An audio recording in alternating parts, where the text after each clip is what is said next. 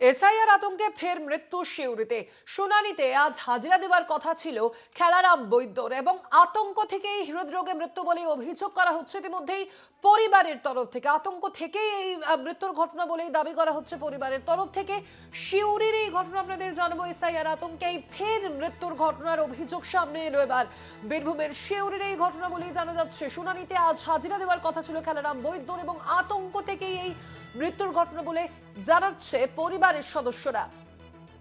ঋতভাস চট্টোপাধ্যায় প্রতিনিধি রয়েছেন ফোন লাইনে। ঋতভাস, ঠিক কি কারণে এই মৃত্যুর ঘটনা, পরিবারের সদস্যরা ঠিক কি বলছেন?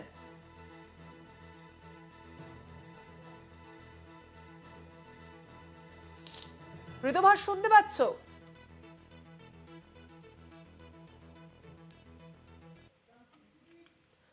যোগাযোগ বিচ্ছিন্ন হয়েছে আমাদের প্রতিনিধির সঙ্গে।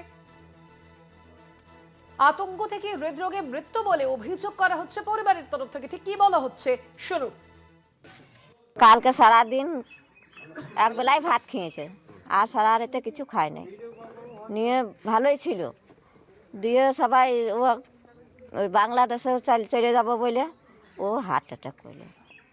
ওই যে নাম ডেকেছিল সেই জন্য? হ্যাঁ, আজকে আজকে ডেকেছিল যে বাংলাদেশ ওই অফিসে ডেকেছিল, নিয়ে ওই জন্য রক্তের মধ্যেও হাত ফেল করে দিলে। ভয়ে হলো? ভয়ে ব্যাপারটা এটা, এই কথাটা আমরা দীর্ঘদিন ধরে এই কথাটাই আমরা বলছি, এবং আমাদের নেত্রী মমতা বন্দ্যোপাধ্যায় এবং আমাদের সেনাপতি অভিষেক বন্দ্যোপাধ্যায় এই বিষয় নিয়ে তীব্র প্রতিবাদ এবং আন্দোলনের মধ্যে থেকে আমরা একটা প্রতিবাদ জানাচ্ছি। আমাদের দলও প্রতিবাদ জানাচ্ছে। এটাই বাস্তব যে এসআইআর আতঙ্কে মানুষের প্রাণ কেড়ে নেওয়াটাই হচ্ছে কেন্দ্রের গভর্নমেন্ট এবং নির্বাচন কমিশনের মূল উদ্দেশ্য। এসআইআর আতঙ্কে এই ঘটনা বলে অভিযোগ করা হচ্ছে পরিবারের তরফ থেকে। আমরা আবারও যোগাযোগ করতে পেরেছি আমাদের প্রতিনিধি ঋতভাসের সঙ্গে। ঋতভাস, ঠিক কি কারণে এই ঘটনা, পরিবার কি বলছে এই ঘটনায়, রাজনৈতিক নেতৃত্ব জেলার তাদের কি বক্তব্য?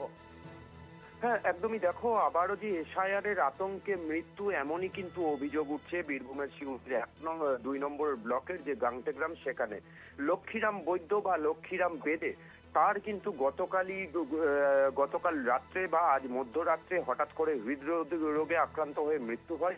এবং তারপরেই কিন্তু তৃণমূল থেকে তার পরিবারের লোক তারা বলছেন যে এসআইআরের আতঙ্কে মৃত্যু হয়েছে। কিন্তু আমরা যখন সরজমিনে পুরো বিষয়টি জানতে নামলাম, তখন দেখতে পেলাম যে তাকে পরিবারের লোক যে দাবি করছে তাকে দ্বিতীয়বার এসআইআরের শুনানির জন্য ডাকা হয়েছে। আদতেও কিন্তু নির্বাচন কমিশনের যে আধিকারিকরা আছেন বা বিডিও যিনি আছেন, তারা কিন্তু জানাচ্ছেন যে তাকে দ্বিতীয়বার কোনো শুনানির জন্য ডাকাই হয়নি। পরিবার যেখানে বলছে আজকে তাকে আবারও দ্বিতীয়বার শুনানির জন্য ডাকা হয়েছিল, কিন্তু বিডিওর দাবি হচ্ছে আজকে তাকে কোনো শুনানির জন্য ডাকা হয়নি। 2রা জানুয়ারি তাকে প্রথম এবং শেষবার শুনানির জন্য ডাকা হয়েছিল। তাহলে এখন স্বাভাবিকভাবেই প্রশ্ন উঠছে যে এই যে ভুল বার্তা, এটা তার পরিবারের কাছে পৌঁছালো কে?